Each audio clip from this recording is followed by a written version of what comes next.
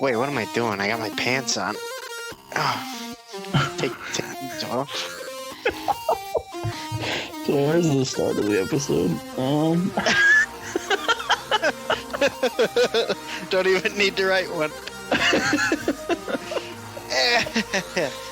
Alright. It's a good thing we're not using my new microphone to be able to hear every inch of the pants that I don't have.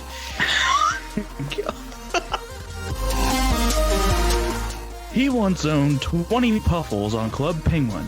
He's Hunter George. He once theoretically failed a driver's test. He's Bo Mullet. And this is the Hunter and Bo Show.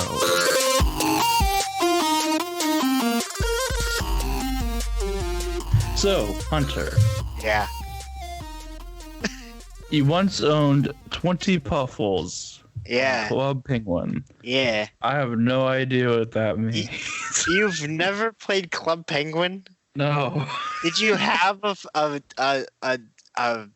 childhood? Club Penguin was like a computer thing, right? Yeah, it was like the first. I had like Webkins. It was like my first social media. Yeah, it was like Webkins, but it was way better. Okay. Webkins came after Club Penguin. So Club Penguin was like. So wait. So usually when something comes after something, it's an improved upon effort. This wasn't, okay? What do you want me to say? Well, because Webkins like wasn't like a server where you could go on with other people. Yeah, it was. Not exactly. Like, it's not the same kind of thing. So okay. Club Penguin was this. There was these tons of servers you could just get on. You'd have your penguin. And you could choose the color and like what it wore and stuff like that, and your username. And you'd actually be in this little world, you know. And you walk around. You just click to walk around, and you'd hang out with people. You would play games, and you know, it was all these other kids. Well, you assumed it was all these other kids. Turns out long later, we found out there's a bunch of pedophiles on there. But cool. Well, yeah, but you know, since then it's well, that sounds exactly like what would happen on an online interface made for children. No, it was like 2007. So, you know, it was like 2005 to 2007 or something like that. Yeah, but like my whole life I grew up, it was like, don't go in chat rooms. Well, yeah, because of but this was different because it was just for kids. So it's easy pickings for the pedophile. Exactly. Because an adult can't create an account. Well, no, but it wasn't like a chat room. Like, you couldn't talk. Like, you didn't have a microphone. Like, you could type in the chat and like. Well, yeah. Well, that's what a chat room was, right? Technically, sometimes it could be voice. But this wasn't like a chat room. Like, you would go on with your friends. Like, hey, let's get on the toboggan server, and then we'd all be on, and then we'd follow each other around, and then go play games together, and we could invite each other to each other's igloos. And puffles were the pets that you could have, and they were little fluffy fuzzballs. That's all like they were. Baby penguins with eyes. No, they weren't. They were pets. They weren't baby penguins. But it was a pet for penguins. Yes, it was a pet for a penguin, and okay. And it did literally nothing except like jump around. You could play with it a little bit, but really they were just kind of cute. And like the more you had, the cooler you were. So I had like 20. So the intro was supposed to like show off how cool I was. Okay, that makes sense. I did. I had 20 puffles. It was pretty impressive.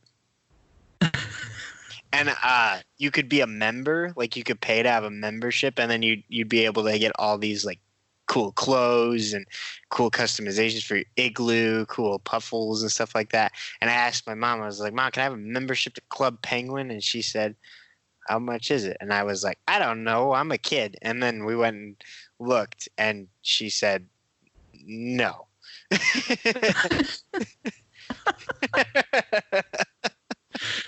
How much was it? I don't remember. I was a kid. Money wasn't a thing when I was a kid. You know, it wasn't a concern of mine. That's like I saw someone talking about how, like trampolines, like your friend that had a trampoline, like everyone thought that was the rich kid. Yeah, for real.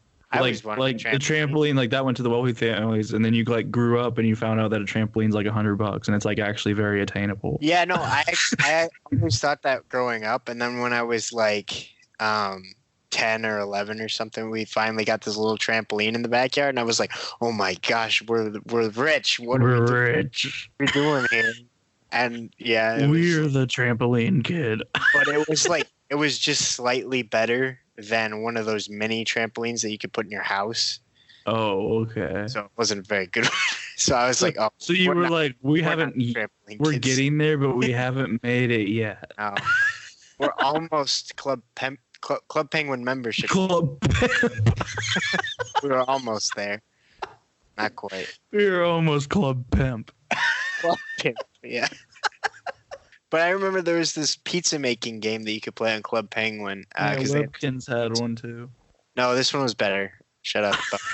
Webkins. I had a Webkins too. It wasn't that great. Come on. I owned a bunch of Webkins. I had two. I had a Basset Hound and I had a Frog. See, like your Club Penguin 20 puffles, like I probably had Did you have a 40 Google? Webkins. Did you have a Google? Did I have a Google? Yeah, that's what they called those little goose things. No, I don't think I did. That was like the most I had- popular one, I think. But I had like 40 Webkins probably. That's crazy. Did you have a frog? Maybe. I had don't remember. I had a frog. I know I had like dogs and cats and I had a Basset Hound. Yeah, I know, because they only used to sell them at like Hallmark.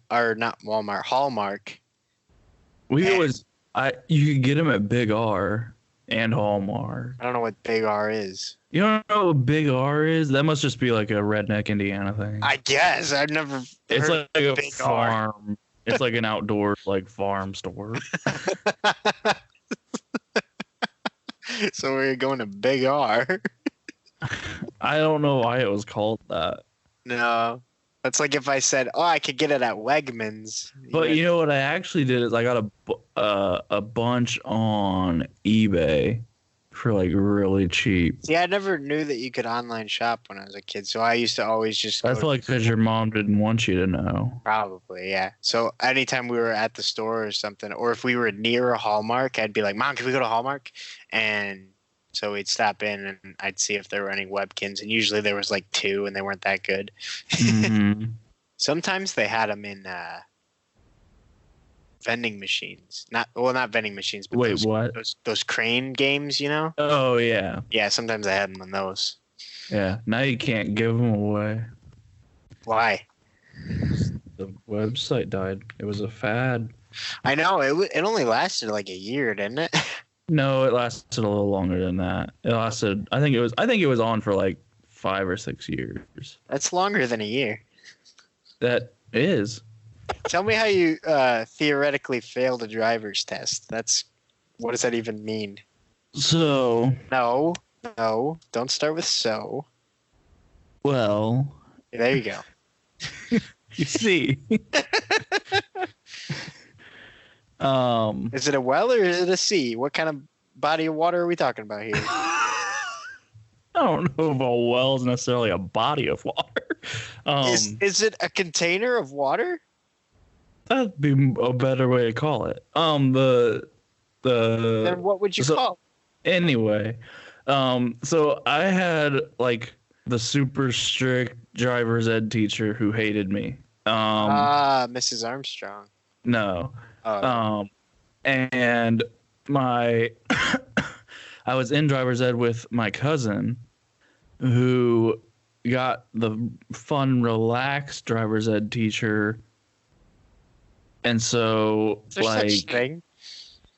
Yeah, because because my first 3 days of driver's ed were spent in a parking lot of the school, and his first 3 days he traveled like around the county. Oh my gosh. Or outside the county. He went like hour away and back, like his first day. And Crazy. but so my guy was like super strict. Like everything I did was wrong. And I'd come home and like tell mom about like, so he said to do this, and my mom was just like, just do what he says, and then when you get your license, you can drive right. Basically. And and we got towards the end, and he did like a theoretical like driver's ed test. Like this is the test that you'll take at the license branch, just to show you how it would be. just to show you how the point system works, and he failed me. Oh. Because we turned left onto a 2-lane highway. Correct. And I turned left into the left lane because you turn into the closest lane to you. Yep. And then he told me to, after I turned onto it, he said, take a left up at the light. Okay. The light is about a quarter mile ahead. Sure. So I just drove up, stayed in the left lane, and got in the left turn lane and turned. Sure. And we get done with my test, and he says I've failed. And what? I say why? And he says because you made no attempt to get into the right lane. And I was like, because you turned me to turn left in a quarter mile. Why would I get in the right lane for that? What the heck? Oh my gosh. And we never went. I think the furthest we went was like 10 miles, like in any direction from the school. Like we never went anywhere. My cousin was going like an hour and a half away and back. That's crazy. Yeah, that's what I did. Like when I was in driver's ed, we would drive for hour periods. And we just drive all over the place just to get a feel of things. But the thing is, they like when I took it, they just threw you right into it. And I was like, so my first day of actually like getting to be in the car, like, well, because there was like class portions, you know, and it was like portions where you actually get out and be in the car and drive. But the class portion, like they were just telling us like rules of the road and stuff, like not actually how to operate the vehicle. Yeah. And I had never driven a car before. Like, apparently some of these kids had before. And I was like, how? And so like, for me, my age, they changed the law in Indiana from 16 to 16 and a half right before I turned 16. like it changed with my age. You couldn't take the class until? So I couldn't take the class until I was 15 and a half. I missed it by like a day or something. I literally missed it by like a day. So I got my permit when I turned 16. And then I drove for 6 months and took driver's ed at the end of that. And then the day I got out of driver's ed, because in Indiana, if you don't take driver's ed, you get your license at 16 and 9 months instead of 16 and a half. Okay. So I got my permit when you can get your permit at 15 and a half with driver's ed, and without driver's ed, you have to wait till you're 16 to get your permit. So I got my permit when I was 16, drove for 6 months, took the class the day I finished driver's ed, went to the license branch, took my test, and got my license. Wow. So this was different because I got mine in Michigan. And so I was 14 and 9 months when I took driver's ed part 1, the first class. Part 1? You didn't have to take 2 classes? I took like 1 class for 3 weeks. Yeah, that's the first class. You didn't have to there was like an in-class portion and like a driving portion. Yeah. But you didn't have to take another class? Nope. What the heck? Well, in Michigan, you got to take 2 classes. So the first one was just like that. There was the in class for 3 weeks, and then there was the driving portion alongside that. But yeah, like I said, I apparently was the only one who had never actually operated a car before. But like they expect you to have. I was like, how would I have known how to do? I don't have a license. That would have been illegal. Like, why do you have a permit? So I So I got in the car the first time, and she was like, "Do this," and I was like, we didn't go over this? I don't know how to operate a vehicle. I don't know." And it was crazy. But yeah, so after you complete the first course for that 3 weeks, and all your drivings and everything, you get your permit, and then you have to practice like a bunch of hours with your parents, and then after you do that, you take driver's ed 2, which is just like a week. See, I'd already done all the hours with my parents before I took driver's ed. What? Because I got my permit at 16 because the age thing was weird. Wait, you don't need to take the class before you get your permit? I explained this. When you turn 15 and a half. I wasn't listening, Bo. If you take driver's ed, you get your permit at 15 and a half, but if you don't take driver's ed, you get it at 16. Why do you get it all if you didn't take driver's ed? You don't know how to drive. You don't have to take driver's ed to drive a car. Apparently in Michigan you do. I'm sure you don't. What? That's what I had to do. I had to take 2 freaking classes. No, they make it optional. Your insurance is higher if you don't take driver's ed, and you have to wait longer to get your license and stuff if you don't take driver's ed. But you can still get your stuff without taking it. Whatever. I don't care. That's crazy. You know what? I think I actually get scared of 16-year-old drivers because they're 16. Yeah. And I never realized when I was 16, that's still a kid, Very much not fully mature, and decision-making skills are not perfect. No, my parents made me terrified of everyone my age driving, and pretty much anyone within 10 years of that, actually. Yeah. Anytime I got in a car with a young person, I was scared for my life. But then I started driving, and I was like, this isn't that hard. Yeah, it's not. But well, anyway, sorry. What else? We can move on. Oh, sorry. I'll tell you one thing else real quick. Because he theoretically failed me on that test, he also marked me off because he asked me to move my sun visor over to the side. Sure. And it was stuck. It wouldn't come off.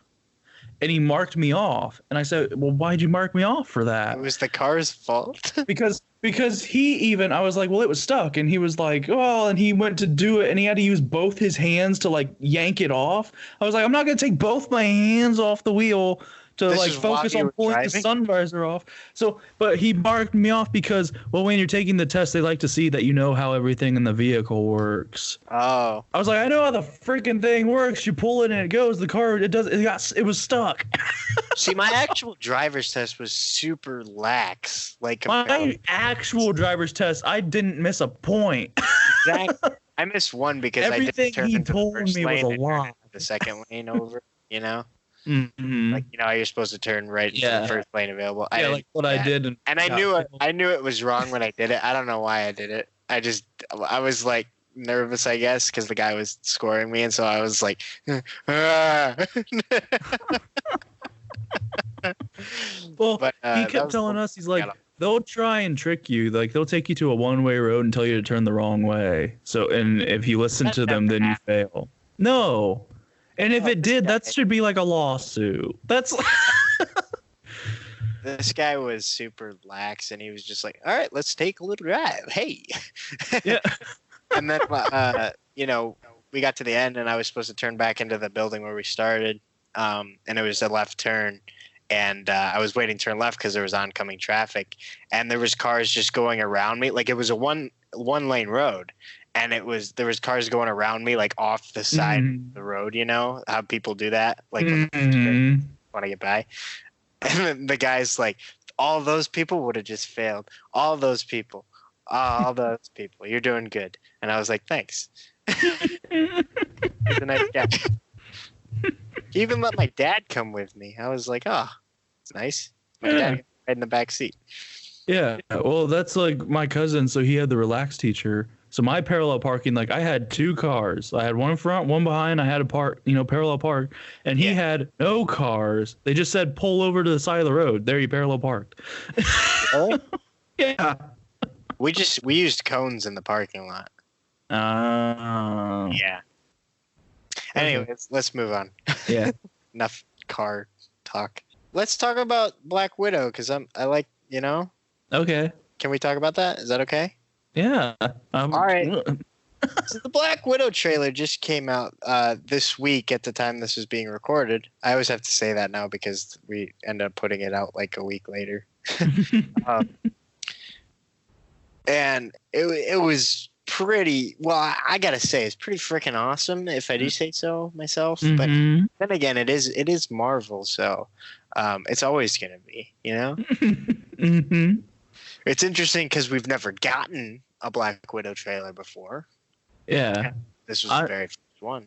I'm assuming this must be a prequel. It is. So what it is it's taking place after Civil War. Okay. Infinity War. Okay. So that time period, because she's kind of, sort of, a little bit on the run from the government, kind of. Mm-hmm. Because after the events of Civil War, she helped Captain America, and everybody escaped. So, she was in a little bit of deep water there. And so she's kind of on the run from the government. She's kind of on the run from this Taskmaster person. That's the bad guy in the movie. That was the person in the trailer with the mask, the guy, the Scully mask. So it's interesting to see who that's going to be, because I feel like it's going to be one of the characters that she thinks is a friend, and then turns out, oh, she's the bad guy, or he's the bad guy, blah, blah, blah, so it's interesting. I can't really tell from the trailer what the premise is. Obviously, she gets to meet up with some people from her past who were former Black Widow assassins before as well. Like she refers to one as her sister. I don't know if it's her actual sister, or if it's her sister in Christ, or her sister in Black Widowship. Or if she's a nun. You never know. Nun, Black Widow is often slang for nun in Hebrew, so. Yeah. I'm not even kidding. Look it up. Okay.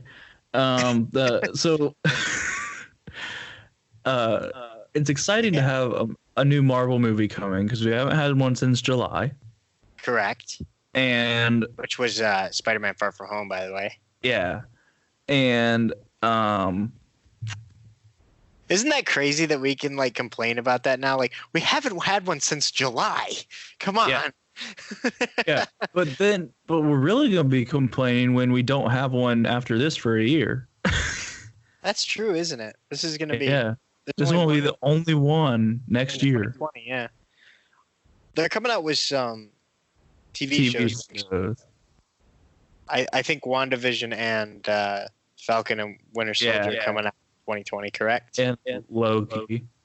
Is that coming out next year as well? Okay. I think so. Nice. I think you're right, yeah. So yeah, at least we'll have that on Disney Plus. So, but yeah, that's true. It's interesting.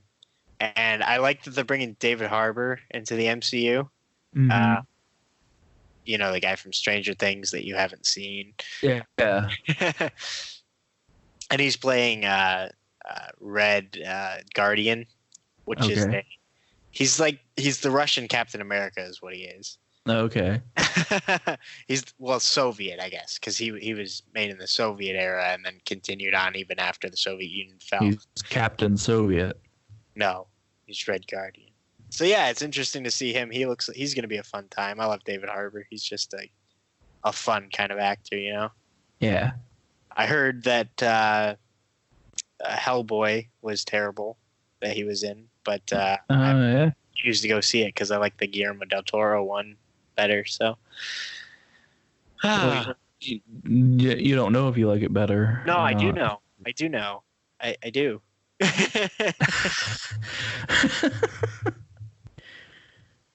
Well, so, right. Yeah. Anyway, you can see from the trailer she's got a lot of stuff to go up against, huh? What? Yeah. Would you say? Would I? Okay, so I will be surprised if we don't see someone we've already seen before. Yeah.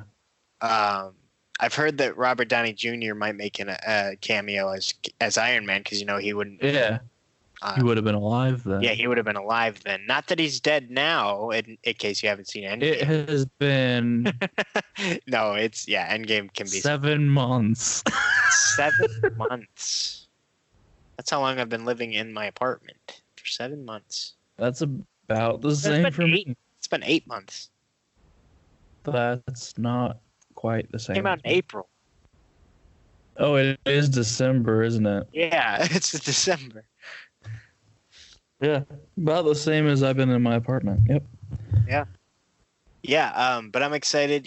We can see she's got her white suit in one of the scenes, doing a really crazy backflip, insane in the membrane. And it's a callback to one of the comics where she has a white suit. Tactically, not very effective unless you're in a very snowy climate like California. Correct. Hawaii, possibly. Yeah, the white suit doesn't blend in as well.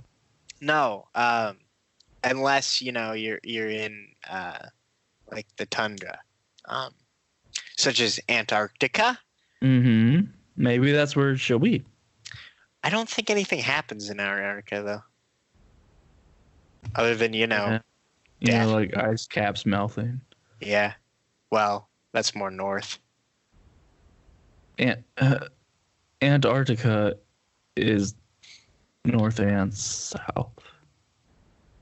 It's not. Oh my gosh, you're right. It's north of the south. Wait, what? That. This is a confusing question. Right? I don't know how to respond. No, it's not. It's the most south. I'm gonna cut that out. It's the most south that you can get, but it's. I was thinking 2-dimensional in that it flips back over. No, we're gonna cut this part. All right. Great show today, everybody. Yeah. You think I'm gonna cut it? You don't know that everything. I know. I'm tired and I'm terrified. Okay, so yeah, that's basically all I have about Black Widow trailer. Just it's exciting. It's the first trailer we got. It's only a teaser, so we don't get to see a whole lot of what's going on. The only thing that's a bummer about it is what? Is that it's not a continuation of a story. Well, yeah, because you kind of know where everything's gonna end up. This already happened. Well, maybe it'll lead to something that could be continued on in the future. Mm-hmm. Like past the point that we've already been at. I just find it amazing they waited to have this movie after she died. That is kind of unique, but maybe they're gonna play into that somehow. You never know. Maybe there's a plan behind it. I don't know. This is the first movie in Phase 5. So. You mean 4? 5. 4.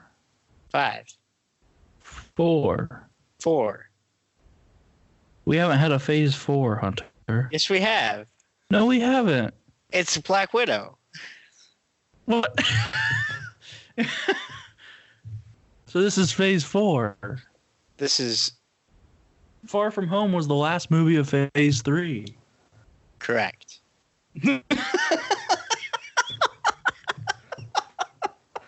This will be Phase 4. Like both sides. See, the stupid things that I say are going to be edited out. You say or not.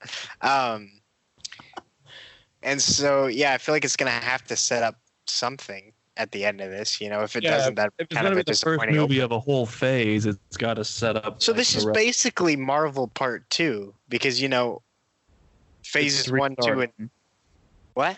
It's restarting. Yeah, because this is Phase 1, 2, and 3 were all sort of one continuous storyline. Like Marvel likes trilogies. Correct. Oh my god. Phase 1, 2, and 3 was just a massive trilogy. There can't really be a Black Widow trilogy, though. I mean, not if they're going to start it that late, I guess. Yeah. Unless they bring her back somehow. But well, You never know. She's dead. She should be, but we don't know if she will be. What was one thing that was interesting that I was going to say? One thing that's interesting that I was going to say is that Guardians of the Galaxy Volume 2 kind of did a similar thing where it was sort of a prequel. Because, Guardians of the Galaxy Volume 2 came out in 2017. Mm-hmm. However, it still took place in 2014. Because it took place right after the first Guardians of the Galaxy. Oh. So it's kind of as if Guardians of the Galaxy 1 ended, and right after that, Guardians of the Galaxy Volume 2 started. See, I never know. Years later. Here's a question maybe you can answer. Okay, I never know what the better way to watch these movies are. Is it in order of release or in order of the timeline? Some people say chronologically. However, Hunter George would say the order was released, because I always view movies as, like series like this, like cinematic universes. I view those as, okay, they were released this way, therefore the story was intended to be watched this way, Mm-hmm. And so you might not miss anything if you do it the other way, but if it was me, I'd be like, this is wrong, this is out of order. Like in Star Wars, so you wouldn't. Some people would want to start with Episode 1 and then work their way up to now. Now, let's talk about this. Sure. That makes sense. It's not like we named it Iron Man 1. No. Well, but see, when these movies were released, they weren't called Episode 4, 5, and 6. What were they called? It was called Star Wars, The Empire Strikes Back, and Return of the Jedi. It was just called Star Wars? The first one was just called Star Wars, yes. What's it called now? Star Wars Episode 4, A New Hope. Because that they came out with the prequels. So when they came out with the prequels, they were like, this will be the start of the saga, so this will be Episode 1. That makes the other ones Episode 4, 5, and 6. Mm-hmm. But the way that I think the Star Wars is intended to be watched is A New Hope, Empire Strikes Back, Return of the Jedi. Then you go back to the prequels to A Phantom Menace, Attack of the Clones, Revenge of the Sith. That takes care of the 6. And then you can go on to watch the newer ones, if you so desire. Okay? Yeah. Okay. That's what I thought. Okay. So, Mike Birbiglia had a new comedy special come out on Netflix. I like him. He did? I have to watch it. Yeah, I like him. Nothing will ever beat My Girlfriend's Boyfriend. I love that. Yeah, that's so funny. That is one of the best stand-up specials I've ever. I don't want to go. And even like What I Should Have Said Was Nothing and Sleepwalk This Way, like all of that's really good. He did have one that came out a few years ago, I think, called Thank God for Jokes, and that one was really good. This one was okay. It was still good. Like, it's still worth a watch if you're a fan of him. It's just a little different. It's got the same kind of feel. Yeah. Like it's still funny, and it's still like it gets to the end and it like all wraps itself up like really well. He's really good at that. Yeah. He's good at making like his stand-ups like one story, Yeah. That's yeah. really... Well, that's what like My Girlfriend's Boyfriend like was insane because he starts a sentence like at the beginning of the stand-up and he finishes that sentence at the end of the hour and 20 minutes stand-up. It's so good. And it's everything in between there are tangents. I love it. It's great. Is that still on Netflix? I gotta rewatch that. Yeah, all of his stuff's on Netflix. So that came out, and Seth Meyers also had a stand-up special come out. which is what? I didn't know that. Yeah, it's a little different for Seth Meyers, because he's been like talk show host and Weekend Update guy. Yeah, but from that he's good at writing jokes. So yeah, that one was okay. Just okay. It was about what I thought. It was about what I expected out of a Seth Meyers. See, that's kind of what I would expect. Have you seen the Michael Che stand-up? Yes, I love it. See, it's good. It's really good. And I think that Michael Che is better than Seth Meyers in that kind of Weekend Update role. I think Colin Jost is better too. I do as well. And I think if Colin Jost ever did stand-up, like, I would love it, Yeah. Honestly, I think SNL overall has kind of gone down slightly over the years. Oh, yeah. But Weekend Update, I feel like, has gotten better and better. Yes. It's insane how that works, Yeah. Well, they tried to make like a summer show of Weekend Update a couple summers ago. Like. Yeah, I remember that. And I remember them going on to promote it, and Michael Che was like, "Yeah, we did so well. They rewarded us with more work in our off season." But yeah, so I remember being really disappointed because when I was I started watching SNL and Seth Meyers was the Weekend Update guy. Yeah, that's the same with me, and I liked him. Yeah. And I was really excited and I stayed up to watch Jimmy Fallon on late night. Sure. And I remember when Jimmy Fallon got the Tonight Show and it was announced that Seth Meyers was going to have late night. Yeah. And I was excited. And then I watched them both for a while, and Jimmy Fallon's great, and Seth Meyers isn't. Yeah, I never liked Seth Meyers' show. And especially, because it comes on after Jimmy Fallon, right? Yeah. And it's just, it's hard to follow him. Yeah. Yeah. Well, Jimmy, like, he came on after Leno, and the only reason I stayed up, I wasn't even watching Leno. I was watching Jimmy Fallon on late night. Exactly. One thing that was interesting in Seth Meyers, so he did have some good jokes. I'm not gonna say, I mean, it was still good, but yeah. One thing that was interesting was he has towards the end, he does do some political jokes, but he had Netflix add a skip politics button. So when he's getting ready to start that, he's like, you can press that button, and if you are watching at home and you don't want to deal with politics, it'll just skip you to the end of this part. Wow. But I didn't think. I suppose that's nice, but like, I went ahead and watched it because I was like, I want to see like what would be skipped over. Yeah. And so, I mean, it was just like a couple like Trump jokes basically. And then at the end, he's like, okay, and we're going to give a minute to welcome everybody back who skipped through that. But he closes it but he's like, but I want to make them watch it. So I'm going to end it with something that's going to make them like be curious of what I said during that time. So he says like this sentence that's just like if I would have skipped it, then I would have ended up rewinding anyway, because I've been like, what? But I thought it was good, and I thought Mark Birbiglia's was good. I'd probably recommend Birbiglia's over Seth Meyers, but yeah. But yeah. Well, so Birbiglia, he will make you laugh out loud and feel like a better person at the end. Yeah. But yeah, he's very funny. Yeah. Well, great. Let's talk about Frozen as well.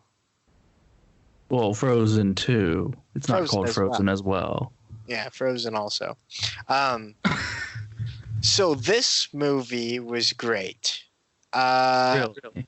Yes, I went and saw it with my fiance, and we went on a double date with two of our friends who are married. And my fiance, Sasha, as you know, she loved it. Okay. She thought it was even better than the second one, or the first one. She loved it a lot. and she just really liked the story and everything. And I really liked it as well. I didn't think the songs were as good as the first one. Here's how I came walking out of it. I was like, that was a really good movie, but it wasn't Frozen 1, you know? Yeah, no, one of my coworkers made me listen to the second soundtrack. Yeah, and it's not as good. And I was like, I bet the parents like this one because none of these songs are good and catchy. A couple of them are good, and I really liked a couple of them. I really like the song that Elsa sings, the Into the Unknown. That's a good one. I like Olaf. Olaf in this movie is like 10 times as funny as he was in the first one. Like, this movie's definitely funnier overall. Okay. My favorite song, though, from it is the one that Kristoff sings called Lost in the Woods. Okay. And so what it is nothing to do with the movie at all, really. He just kind of like sings a really moody song about Anna, and him and like Sven and other reindeer are like his backup singers, it's like an 80s music video is what it is, like all the shots, and then there's like, you know, moody guitar in the background, and there's like, it sounds like Chicago almost, and it just made me laugh so hard because somebody like who loves that kind of music, I'm just like, this is so ridiculous, and oh, it's great. It made me laugh for like the whole 5 minutes or however long it was. I've heard the animation's really good in it. Yeah, I mean, it felt and looked like the first one, except I guess it was a little improved because animation has gotten better. Mm-hmm. But yeah, of course. I mean, but I've heard like the water and just the detail and the animation. Yeah, is like next level. Yeah, definitely. I mean, sometimes you take that for granted now going in to see animated movies. Well, you know, I don't even think about it anymore because I walk in and I'm just like, yeah, that's how it should have been. Yeah. But there's a lot of work that goes into it that you don't even realize. Mm-hmm. So yeah, it was a really good I'll probably see it at some point, but it was kind of like, so like the first Frozen, I didn't see it in theaters. I think I saw it like a couple of years later when it was on TV. You know who saw it 3 times in theaters? You? Yes. Okay. You know whose favorite movie that was for like 5 years? You? Correct. What? Well, you're not gonna like me. So I saw the movie like 2 years after it came out, and I saw it and I was like, that was all right. I was like, I don't get why that was the biggest thing ever. Are you kidding me right now? I'm gonna take you outside. Do what? Just take you out to a nice dinner. Oh, okay. Yeah. And then never call you back. That'd still be more than anything else in my life. No, but yeah, I love the first. At least I got a nice dinner. I love the first Frozen. So, you know, I already knew going into this that I wasn't going to like it as much. It was still really good, and I thought it was a really good sequel. So, props to them. Well, since we're on the movie path, let's talk about another movie that came out around the time Frozen 2 came out, and it was Knives Out. I still have to see this. I've heard it's fantastic. It is. You know, Nick Kersonis? Yeah. Our mutual friend. He said that Knives Out potentially might be his favorite movie. Ever? Yeah. And you know, I don't know if I'd say that. Yeah, I thought that sounded a little extreme, but it definitely piqued my interest, and I think that's what he was going for. Yeah. No, it was. It was really good.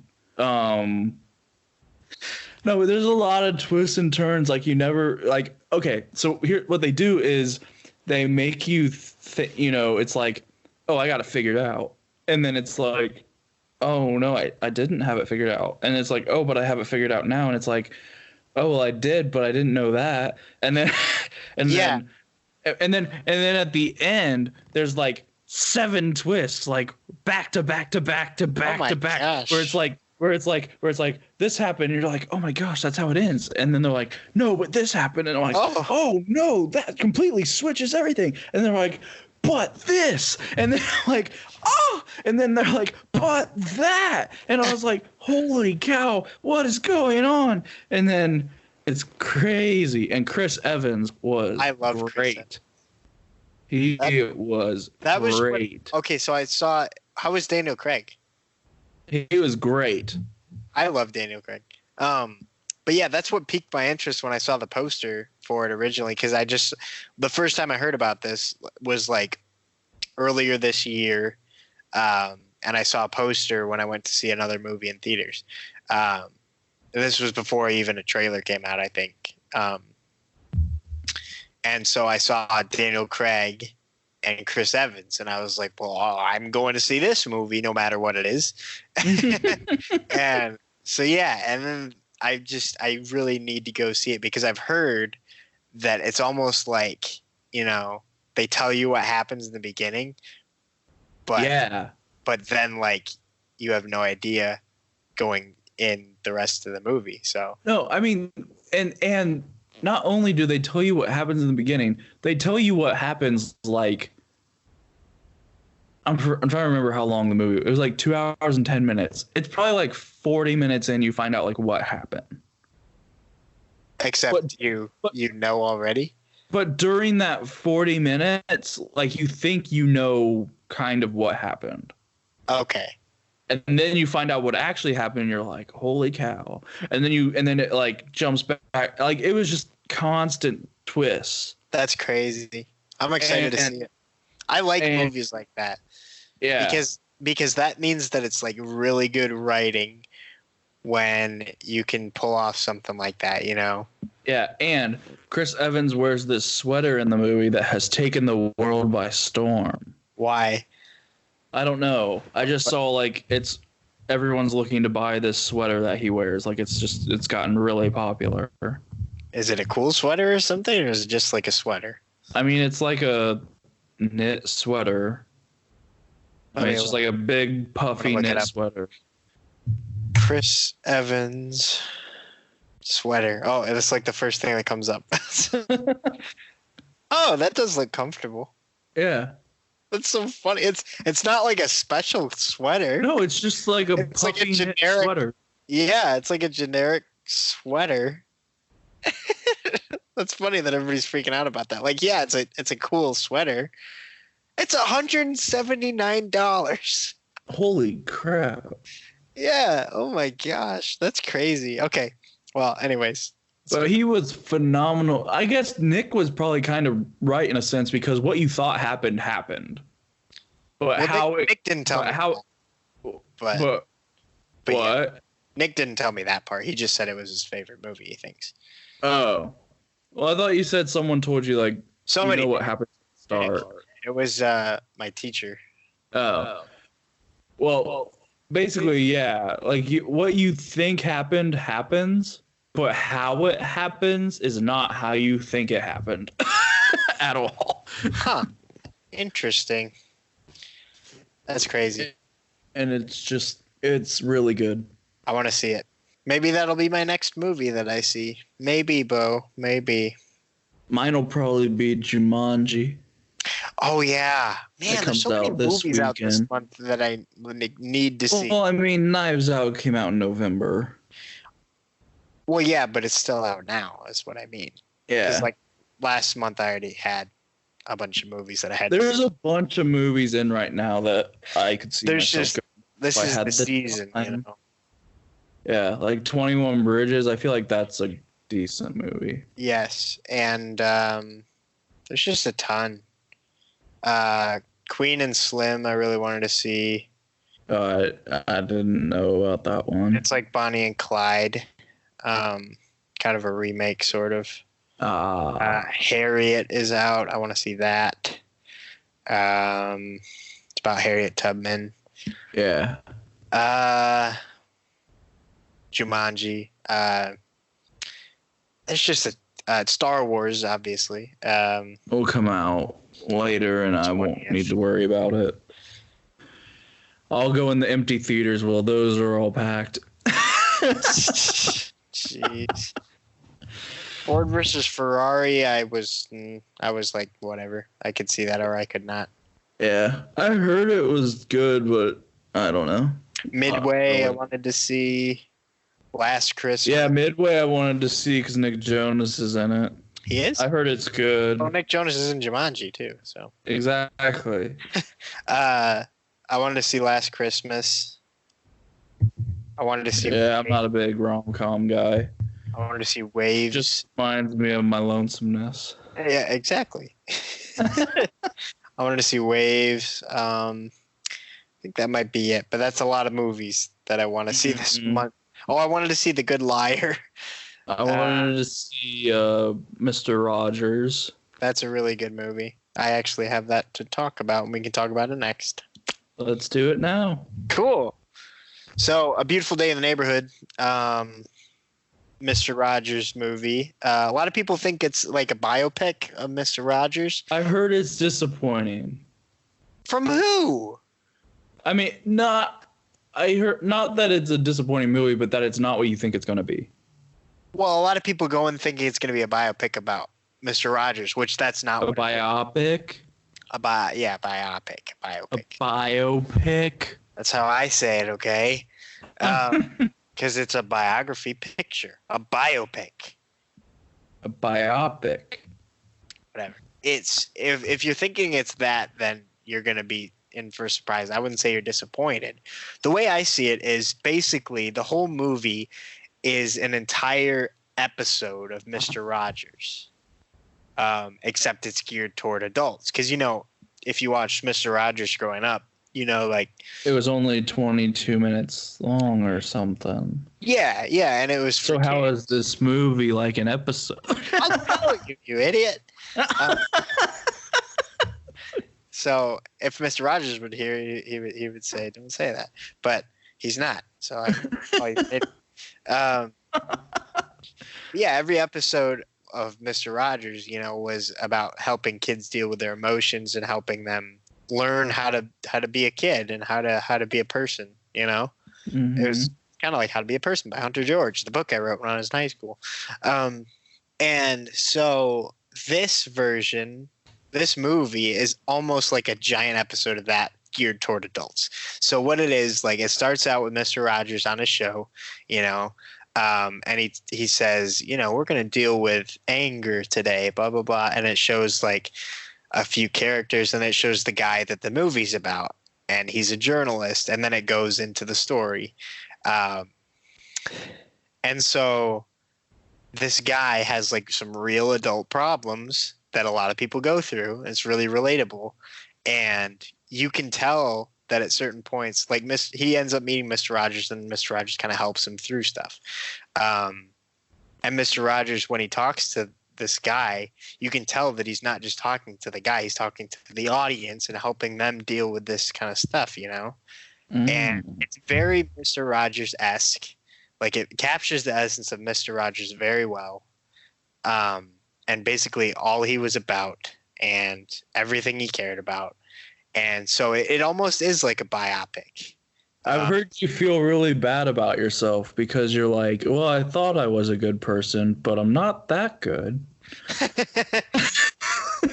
That's partially true, yes, because you look at this and like, Mr. Rogers is the best person that ever lived. I'm convinced. And it's emotional. It's sad at points. You want to cry, but it's very warm-hearted and very feel good, But you also learn something, and you're like, I just want to care about people. Like, when you leave this movie, you're like, I just care about everyone. It's so great. Because everybody has value. And then you run into someone in the hallway, and you're like, yeah. Never mind. Like, oh. No, but yeah, you'll really like it, I think. Oh, okay. So, another movie that didn't recently come out, but I recently watched was... We're like a year late. It came out in like July. Yeah, that's a year. No, yeah, I watched it when it came out because I was really excited about it. That's the only reason that I'm harping on you. But well, I was excited too. You didn't even watch it. I did just the other week. So why were you so excited about it if you weren't going to watch it? I wasn't excited about it. I just never found the time. It was called Extremely Wicked, Shockingly Evil, and Vile, a title that I could do without. But it is a strange title. But it's a direct quote from the hearing, so. Yeah. It's about Ted Bundy. It stars Zac Efron and Lily Collins. Did you know that Lily Collins is Phil Collins' daughter? Yeah. I didn't know that until this year. Really? I knew that when she was in Blindside. That's crazy. I didn't even know she was British. I don't know that. Well, I guess she doesn't have to be. I was like, Phil Collins is British, and then I was like, well, that doesn't mean that Lily Collins is. So I think she is, though. Okay. Anyway, it's about Ted Bundy, but it's told from the perspective of Lily Collins, who played his like longtime girlfriend while he was doing all this stuff. And so I found it very interesting. He is so compelling. I was torn about how I felt about the movie. One of the big critiques of the movie in general from the public was that the fear that it would glamorize Ted Bundy or such. I don't feel like it did that. I don't feel like it did either, but what were your thoughts of the movie? I really enjoyed it, and I think it really shows how someone that seems just like a normal guy, seems like very handsome, very charming, can turn out to be like extremely wicked, oh my God, shockingly evil, and vile, you know. No, for real though, like I think it if anything it would make people more aware. Like people like this do exist. Like they might seem like a normal person, and they might seem like a really likable person. Yeah, but they're extremely wicked, shockingly evil, and vile. I found myself watching the movie knowing that Ted Bundy is an awful criminal. Yeah. I found myself liking him. I found myself liking him. I found myself questioning. I was like, well, did he really do it? I know, right? And it's like, obviously, yes, he did. But like, yeah. It's like, he seems so nice, though. I was like, I'm not sure. Like, this doesn't seem to be adding up. And like, like, I really don't know if he did it. Like, but I think that was the genius, though, in filmmaking, is because it's told from the perspective of his girlfriend, who didn't know. Yeah, I really like that. She never saw anything, and neither did we as an audience in the movie. We never saw him actually do anything until the very end. Yeah, well, toward the end, you're starting to be like, okay, this guy has a problem. Yeah, well, because he gets with that crazy girl, you know. Yeah, but that's the point. I was like, okay. But I mean, at the end, we actually see like a crime, and he confesses. Yeah. Well, kind of. He never like confesses. Yes, he did. To her. Yeah. Not to like. He didn't like confess publicly. No, but I'm saying to her he did. Yeah. Yeah, and he said hacksaw. Yeah. Well, he didn't say it. He wrote it. Yeah. That was cool. No, it wasn't cool. It was terrifying. But yeah. Thank you very much for that.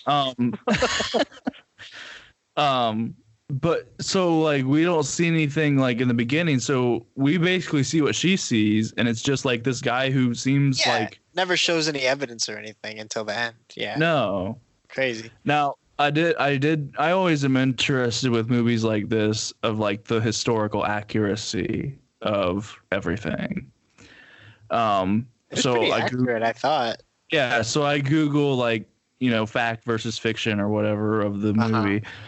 And basically for the most part, everything happened. They said the only thing that really didn't was he didn't confess to her. Oh, he didn't? Not like that. They said it wasn't in person, said it was over the phone, and he didn't say anything, but she took it. She was able to take it as a confession because he was like, I think they said his quote was like, "Don't make me say it," or something. See, right after I watched this movie, I watched the Ted Bundy tapes. See, I didn't do that. Okay. Well, they're also on Netflix if you wanted to watch them. And that's really good. And I was like, this is exactly what happened in the movie. That movie was really accurate. So it was really cool. Yeah, I said for the most part, everything. And they said the other thing that wasn't quite on was that she had found stuff that led her to giving his name to the police.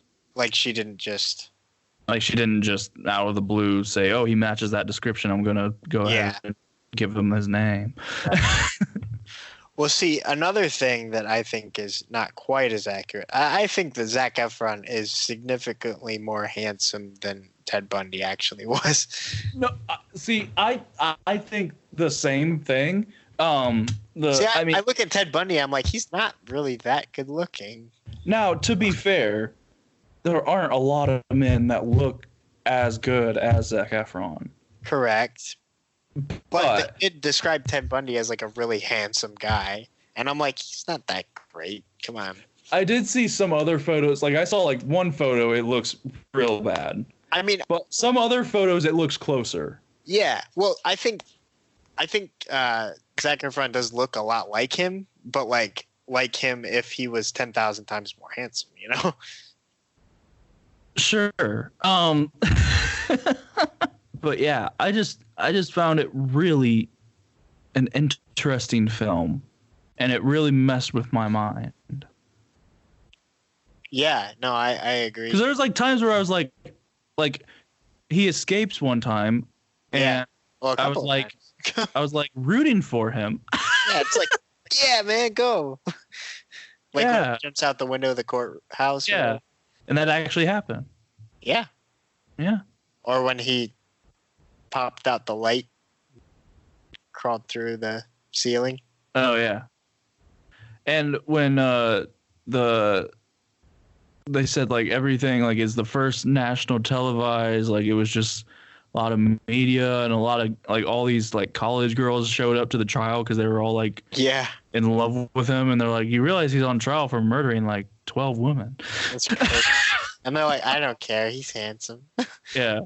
Jeez. Yeah, I thought it was a really good movie. I would recommend it. And for being a rated R movie, not a whole lot of anything. Well, there's the part when there's strong language. That's probably the most part. There's a couple F-bombs, but other than that. There's a C-bomb too, I think. I don't remember. I think I do. Well, a couple words here and there, but like, it's not like the rated R movies where it's like every other word. Yeah. It's not like Wolf of Wall Street. It's no Wolf of Wall Street. It's like a few words here and there that bumped it up. There's not even any nudity, I don't think. Well, there's rear. Yeah, well, that's a butt. Who cares about a butt? Everybody has a butt. Oh, you'd be surprised. Really? I've heard riots get started because of butts. It's a butt. You can see butts in X-Men. Hugh Jackman has a butt in X-Men. Yeah, and sure, the women were okay with that, but I was like, it's Hugh Jackman. Anyway, one picture. What? one picture of when she confronts him. That was not good. I don't remember. When he confesses to her, the picture she shows him, that we were like, what's in that envelope? But it's not like sexual. It's just graphic. No, but I mean, I just meant from a violence perspective. I didn't mean. Yeah. Well, yeah. It's a disturbing image. Sure. Yeah. Well, okay. Yeah, if you want to put it that way. Okay. What do we got? Let's talk about.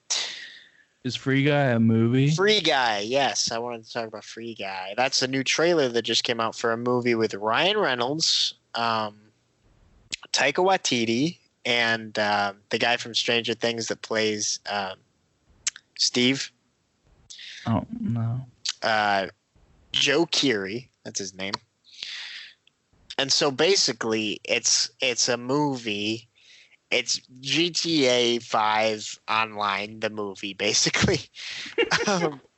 So Ryan Reynolds plays this NPC character in a video game. And so, his everyday life is just walking down the street. Everybody's getting shot at. Everybody's getting blown up and things like that. And he's just walking off to work like, morning, everybody. And so he works at a bank. And, like, the bank gets robbed all the time because it's, it's a video game. And so that's his life, basically. But then one day he kind of decides to break the mold. And he's like, this is boring. I don't want to be NPC or whatever. And then he, like, kills one of the player characters and takes like his glasses and he puts on the glasses and it turns out that like that's the on-screen HUD that you see when you play a video game, and so he's using that and now he's like one of the player characters.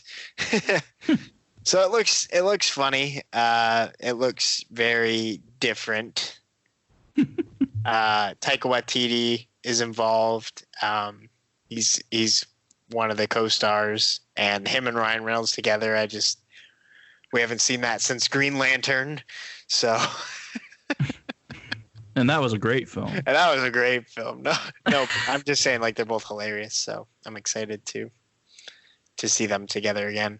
And yeah, it looks like it almost came out of nowhere, Like, I didn't even hear about any announcement for this or anything. It just all of a sudden that trailer dropped, and I was like, oh, man, this looks really good. The American Music Awards were a few weeks ago. The American Music Awards were a few weeks ago. Yep. Taylor Swift was the big winner. But there were some other highlights. And because it was a few weeks ago, I'm probably not going to remember all of them. But Halsey had a speech that just was confusing. I don't know if you saw this. No, I didn't. Halsey is a confusing person, though. Well, her speech, so she won this award for like best song or something. Sure. And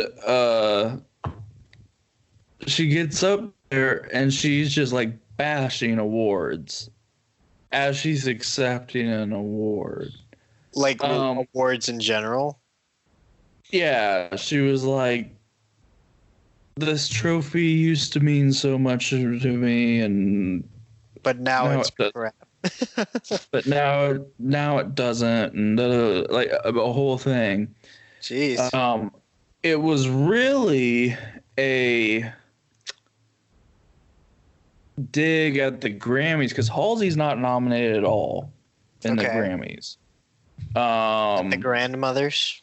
Yeah. Which, when we were going over the Grammys, was something I didn't realize because Halsey has had a huge year. Sure. And she wasn't nominated at all for any Grammys. Mm-hmm. Which would be like the, that's the Oscars of music. Like it's the big award. And so she wasn't nominated at all. So in her speech, she talked about how she does appreciate the American Music Award because it's the largest fan voted award, and the fans are the people who give a blank about music.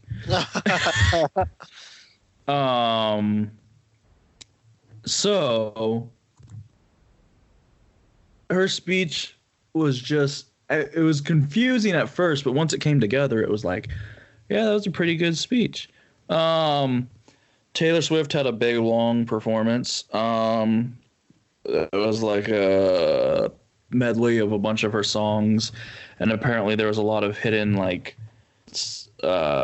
symbols on stage to, like, represent, like, feuds she's had and, like, her journey in the industry.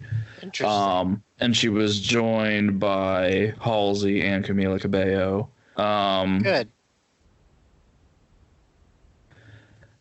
Selena Gomez opened up the show. Which you loved. Yeah, but she sounded horrible. Really? Yeah, she was sad. You know how what? That's sad. Yeah. You know how her song goes something, it's like you sang off key in my chorus? Yeah. Yeah, everyone was like, it wasn't yours. Everyone was like, kind of ironic how she sings about how it was off key in her chorus when she was off key the entire song. Just a bad. Now, I did just see an article right here just now that says a source close to Selena Gomez confirms that she had a panic attack right before hitting the stage and it threw her off. That's awful. Yeah. I was gonna say, because she's not normally bad. I mean, she's not the best singer, but she's not normally, like, bad. Yeah. I mean, if you put her up next to Beyonce, I mean, I'd probably still take Selena, but if you put her up to next to, like, if you put her up next to, like, Selena, you know. Yeah, I actually just worked a Celine Dion concert, and I confirmed everything I thought about Celine Dion, which was nothing. Like, I don't have any feelings about Celine Dion either way. I don't dislike her, but I also don't like her. I mean, like she's like a person. It's like she's a good singer, but she doesn't make me feel anything, you know? Yeah. She's like a Gen X kind of favorite, you know? Yeah. Let's see. Oh, Post Malone did a performance of, well, he started with Circles, but then he went into Take What You Want From Me with Ozzy Osbourne and Travis Scott. Yeah. I love that song. That performance was crazy. Was it bad? No. It was good. I've seen him do Sunflower. Mm-hmm. Like in a video, and it was awful. Like, it wasn't very good. Well, the Take What You Want was really good. And the guitar solo, I mean, this guy destroyed the guitar solo, and then when he was done, threw the guitar like way in the air, and it just came crashing down on stage. Oh. And there was fire everywhere. Oh. I would never do that to a guitar. They cost a lot of money. Yeah. If I break it, I can sell it. Yeah. Because it doesn't have the same. To see, you know, when a guy shreds on a guitar and like absolutely kills a solo, and then he just auctions it off right then and there. That would get me going, man. I just want it to be auctioned off right there and then. Be like, all right, let's start the bidding at 10,000. 10,000? Stop the song. What's going on? No, it was really good. And they went live at the Jonas Brothers tour for a performance of their song. That's cool. And it was nice. It was a nice revisit back to the concert that I went to. What song? Only Human. Of course. Of course. It's only human. So, those were the big highlights that I remember, and I'm sure I'm missing some, but it's been like 3 weeks, so. Good. Well, that's interesting stuff. Yeah. Well, we got Christmas coming up. Yeah. Just a couple weeks now. Well, the time this is being recorded. The time this was being recorded, Christmas will be 2 weeks from yesterday. Yeah. So, when this comes out, it's probably going to be like in a few days. Yeah, probably, realistically. But yeah, so any big Christmas plans, Bo? I don't have any big Christmas plans outside of just like, going to like families. Yeah. Just kind of what we do every year. Sure. But I do enjoy Christmas. It's probably my favorite holiday. It's also my birthday on the 21st. Okay, happy early birthday. Well, thank you. I'll give you a big old kiss. No, thank you. Okay. What do you have planned? Ouch, for Christmas. Did you shock yourself again? Yep. How do you keep doing that? I don't know. Well, why don't you take what you want from me? Okay. So what do you have planned for Christmas? Are you telling me or asking me? What does it sound like? I don't know. You know I can't read social cues. I'll tell you what it doesn't sound like. It doesn't sound like you're enjoying my answer. No, but essentially I'm just hopping on a train and going to New York to my mom's. Hey. Yeah. So on a train. It's crazy because we're going to a wedding on the 20th. Mm-hmm. Because that's when it is. And it's in Ohio. So I got to drive out to Ohio. Then I got to drive back here to Chicago. And then I got to get on a train in Chicago and take that to Rochester, New York. And then so you're taking a train, though? That's taking a train because I'm sick of driving. I've put over 20,000 miles on my car since I had it, and I got it last summer. Ah, that's a lot. Well, I know. Actually, I put 30,000 on now. So yeah, it's a lot, and I'm just sick of driving. I make that drive so much, and I'm just like, let's just get a train, and that way we don't have to worry about it. I mean, it's a couple hours longer, but we don't have to drive, and I can just sleep. Hang out on the train. I can just sleep because it's an overnight train. So. Oh, that's nice. Yeah, I'm doing that. I took a couple of days off work because I only got Christmas and Christmas Eve off. Okay. So I took that Monday off, and I took the Thursday after off. So, yeah. So yeah, just going and visiting my mom, and that's about it. Then I'm coming back. I guess.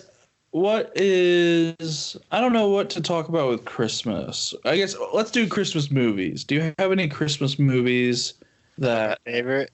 Yeah. I love Elf. Okay. That's probably my favorite. I just can't get enough of it. It's hilarious. It's Christmas. It's Will Ferrell. It's directed by Jon Favreau. What's not to like? I'd say also Die Hard. I've never seen Die Hard. You haven't? No. You have got to. It's a great movie. I love Die Hard. Some people say it's not a Christmas movie. Some people say the fact that it takes place on Christmas is not enough to call it a Christmas movie. I would disagree. I love Die Hard. I also like Home Alone 2 Lost in New York. See, I had this discussion. Is Home Alone or Home Alone 2, are they both Christmas movies? Yeah. But which one is more Christmas? I'd say Home Alone 2 Lost in New York is more Christmas.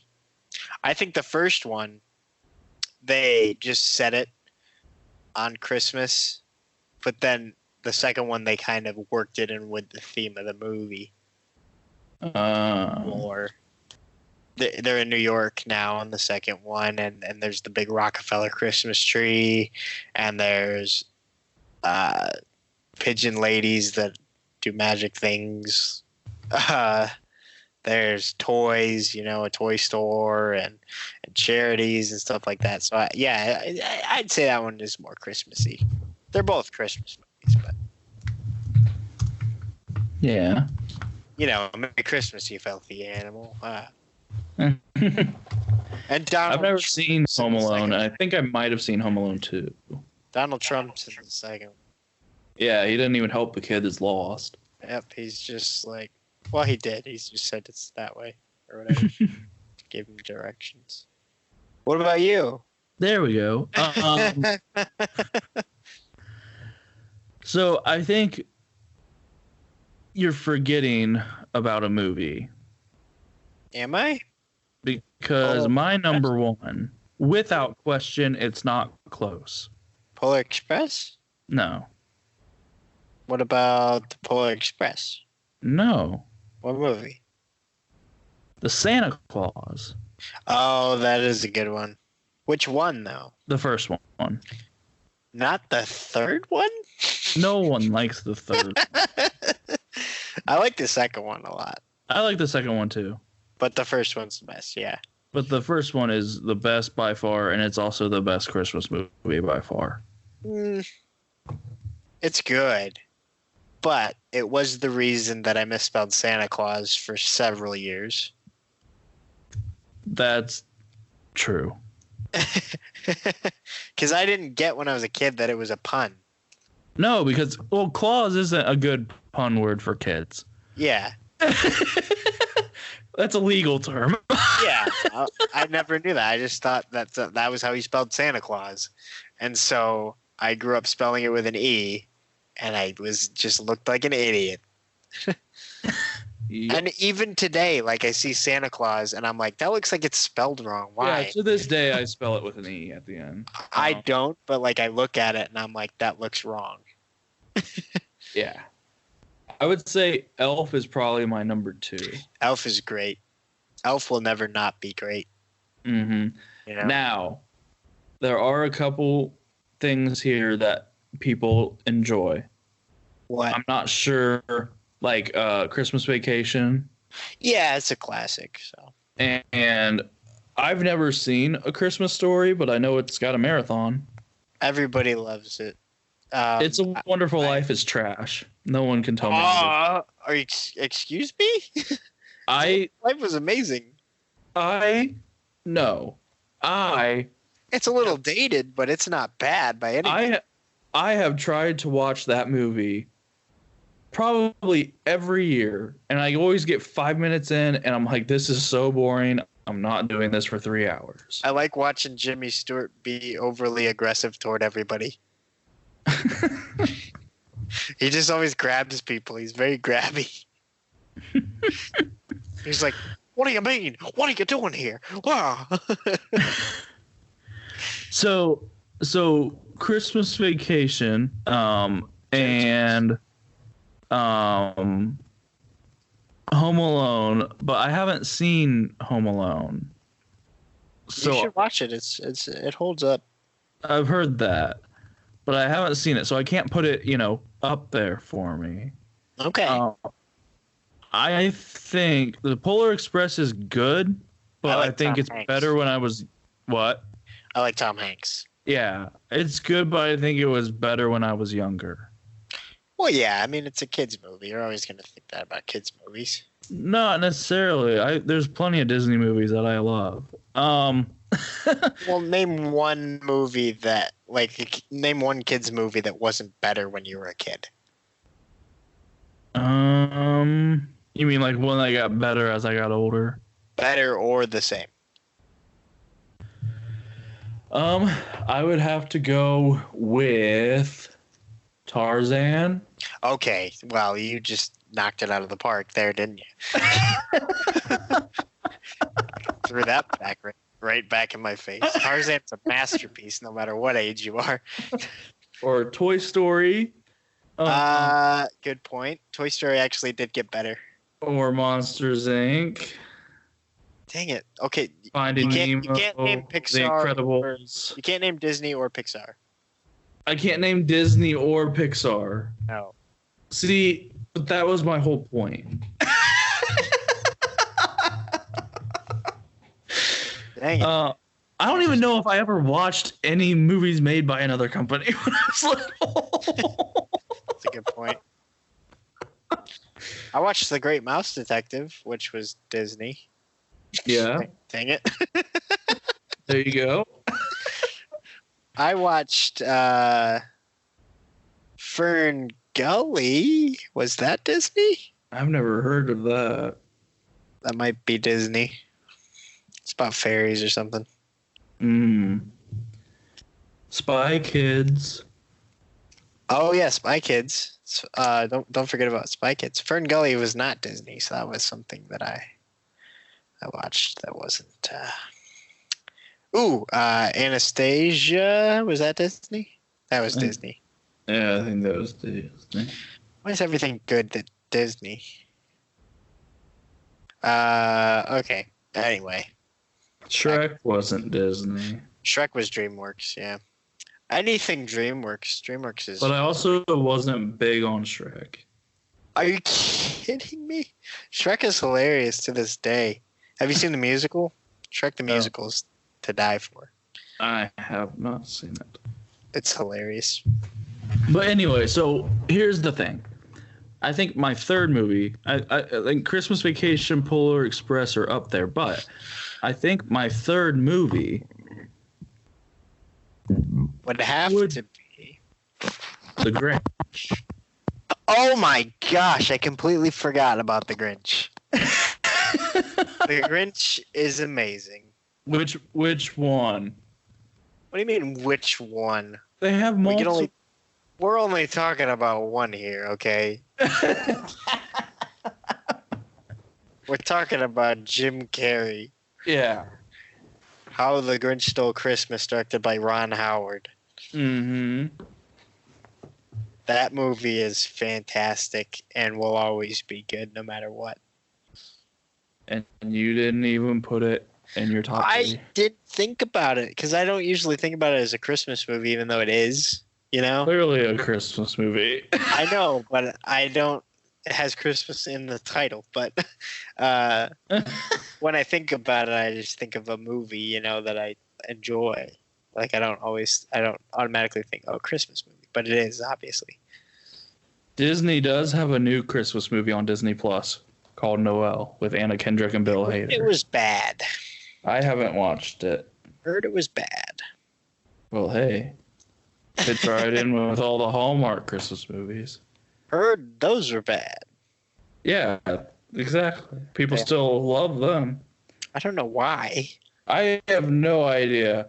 They're all the exact same plot. If you've seen one, you've seen them all. They are, exactly.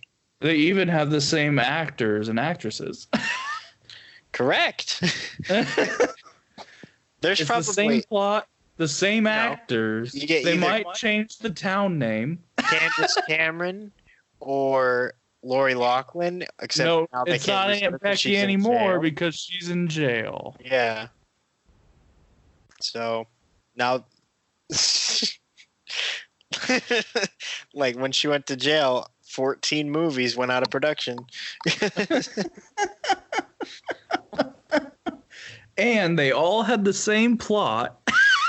Yep, they all did. And that's why she could do all of those at once. She played a you know. Okay, here's like the two different plots that Hallmark has. They have big city girl with an awesome job, with a fiance that's, you know, seemingly nice, but likes work more than her. She gets stranded in a small town and has to learn humility, where she makes a beefcake of a ranch hand and ends up choosing him over her fiance. That's how a lot of movies go. Or oh, you want me to go? I was gonna say, or it's a big city girl who doesn't have a fiance. She's just too busy with work, and then she comes home for the holidays. Yes. And meets a beefcake of a ranch hand. It's always a beefcake of a ranch hand. And something always happens with about 15 minutes left in the movie that you think it all just fell apart and it's not going to work. Yeah. But then it always does, and it does her the whole time. Oh. And it doesn't matter where they are geographically.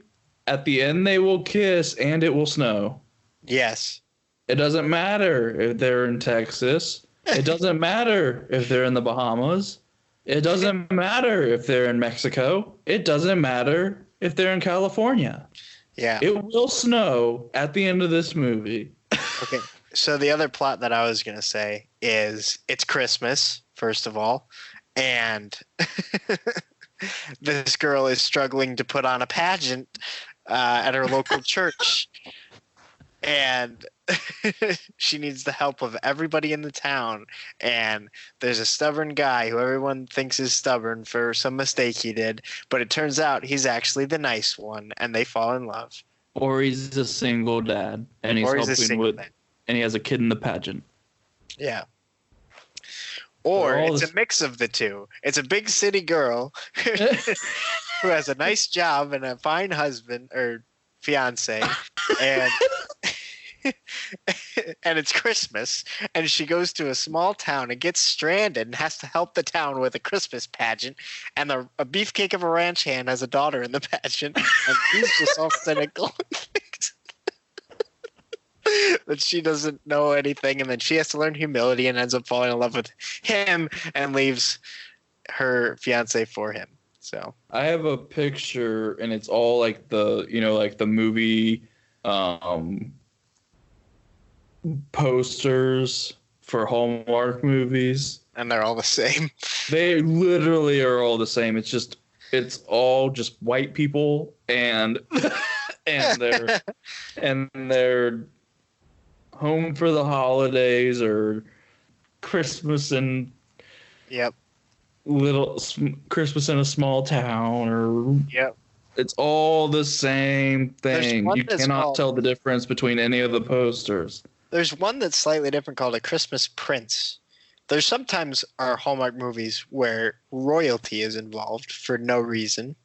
Because it's realistic and would never happen. It's because all the women are obsessed with the royal family, even though no one has any reason to be. But the princes and princesses in these movies aren't even pretending to be from real countries or real royal families. Is this like Princess Protection Program? That was Selena Gomez, wasn't it? Yeah, and Demi Lovato. Good job, you citing old Disney movies. That's all my thoughts that I have on Hallmark movies for now. Sorry. Yeah. Yeah, Hallmark and Christmas movies. Yep. Yeah. Well, Christmas is a coming. If you have any opinions on Christmas or Christmas movies, you can hit us up at Bo. Or if you have other things that you like to do at Christmas. At hunterbowshow@gmail.com or at hunterbowshow on Instagram or at the Hunter and Bo Show. The Hunter and Bo Show on Facebook. And that's all the social media we have. I was like, is there more? Yeah. Well, you gotta rate, review, and subscribe to the podcast. Rate, review, and subscribe on Apple, Spotify, or Google Podcasts. Because we always love to hear your feedback. So. Yeah. Don't forget to hit us up. Thanks for listening. Have a happy Christmas and a happy New Year.